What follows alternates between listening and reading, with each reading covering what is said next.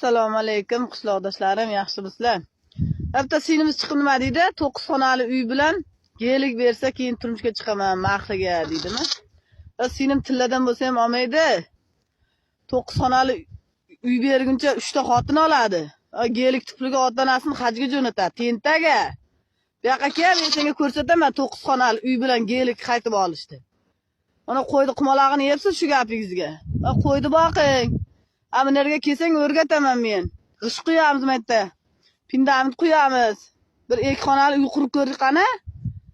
Keyin mahriga nima so'raysan, keyin gaplashaman sen bilan.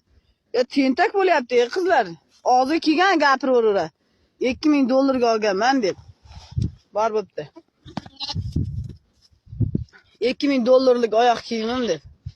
Mana eng original Gucci firma mana shu bo'ladi. Tentaga. Har narsani so'rarman mahriga baring.